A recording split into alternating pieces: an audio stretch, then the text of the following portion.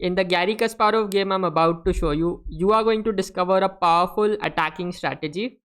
This strategy is not only used in chess but also in many other sports and even in real life battles. This strategy will make it much harder for your opponent to defend. What is the strategy? How can you use it in your games? All of that you're going to find out in this video. Get ready for some Garry Kasparov action along the way. Let's get started. Kasparov plays the move d4, black plays d5. We have c4 on the board, the queen's gambit opening, black goes e6. We have the queen's gambit declined. White plays the move knight c3, both sides continue to develop their pieces. And now black goes c5. And this c5 move marks the beginning of the Tarrasch variation of the queen's gambit. Black is saying to white, I will directly challenge your center with my pawns. That's why I play this c5 move early. Now Kasparov takes c into d5. There is knight into d5.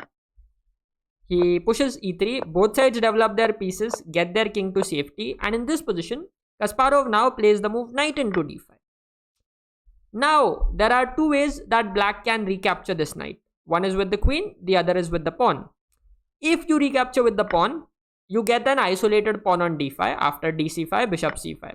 And if you want to play the Tarrasch opening, you need to be comfortable to play in positions when you get such an isolated pawn.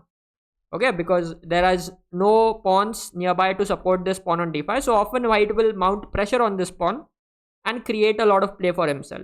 However, in the game, black didn't want to play this isolated pawn position. So he played queen into d5. But with this move, he allows Kasparov to take control of the game. And how does Kasparov take control of the game? By taking over the initiative. So Kasparov plays e4 and attacks the queen. An initiative is basically a series of moves where you attack and your opponent has to defend. So e4, the queen is attacked. Black would have loved to develop the bishop, but he has no time for it. He has to save the queen, queen d8. Now Kasparov takes d into c5. If black doesn't recapture, there is bishop e3 saving the pawn. So once again, black's move is forced. So bishop c5 played. And now I want to come to the main point of the video. Kasparov plays the move e5. Very nice move. What Kasparov has done with this move e5 is that he has cut this board into two halves. On one half, there is this black king. And on the other half, there are all these pieces on the queen side. And this e5 move will make it much harder for all these black pieces to reinforce this king if it ever comes under an attack. Okay, whereas let's say here, if let's say white had played a move like a3, black could very simply play e5 and he can get all his reinforcements to the king very quickly. Okay, so it was very important for white here to play the move e5. Kasparov does that. Classic military strategy, cut off the reinforcements. e5 on the board. Black plays the move bishop e7. Now Kasparov plays queen e2. He's slowly going to build up an attack against this king. There comes the move knight b4 hitting at the bishop. What do you play now? It may be a very intuitive move for many of you watching the video, but for some of you it may not be easy. The best move here is to save this bishop and play bishop b1. Looks very ugly, I know, because it stops this rook from getting developed. But the important thing to remember here is this bishop is like your most expensive artillery piece. It is one that can just bomb this entire black king's shelter.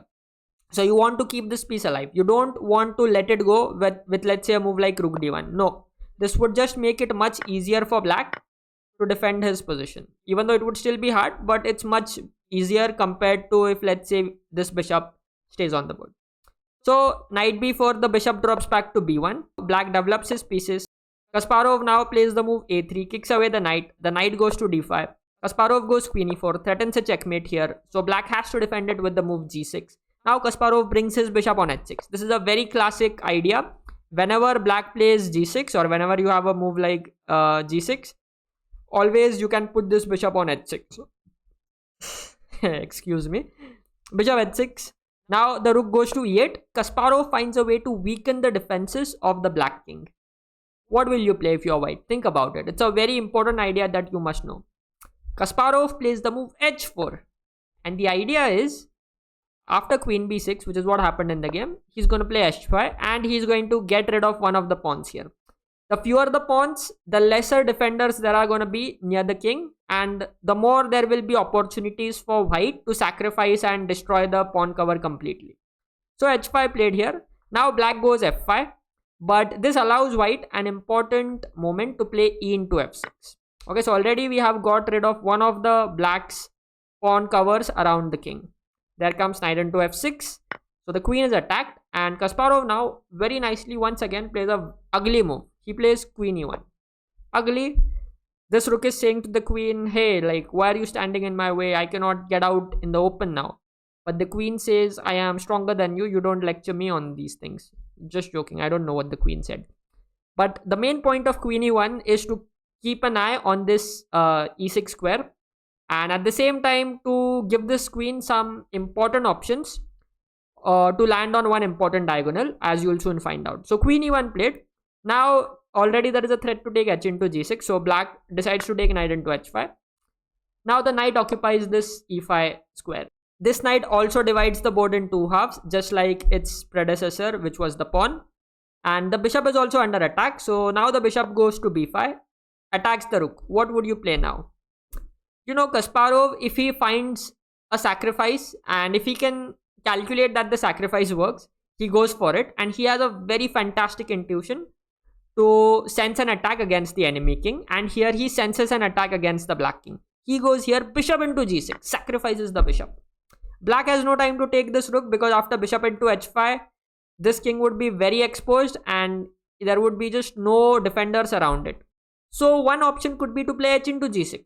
But remember, this queen e1 move also allows white to put this queen on b1 and join the attack from this diagonal. And the sad part for black is none of his pieces can come to defend him because they are just cut off from this defense. Black would love to give up his e6 pawn, but unfortunately he can't do that. The rules of chess don't allow him to do that. So this would have been very, very good for white, a winning attack for white. So black decided to try one more thing. He went knight f6 and still, hope that now there is at least this knight to defend the king. What will you play if you were white, if you were in Kasparov's shoes? Kasparov finds a killer sacrifice. He goes bishop into h7 check. Completely destroys the pawn cover with his bishop. And no matter how black takes, if let's say black takes king h7, there is queen b1 check, king moves, or let's say the king captures here, there would be a checkmate on g6. And even if let's say black captures with the knight, once again, this queen is going to use this diagonal to land on g6. You can go queen e4 or you can go queen b1. Here in the position, after bishop h7, black decides it's time to resign and stop the clock. And Kasparov wins a very beautiful game. Now in this video, I talked about the concept of initiative. If you want to learn more about it, please check this video right here. It's another game of Kasparov. And if you want to enjoy just another Kasparov classic, I would recommend you to watch this video right here. Thank you very much.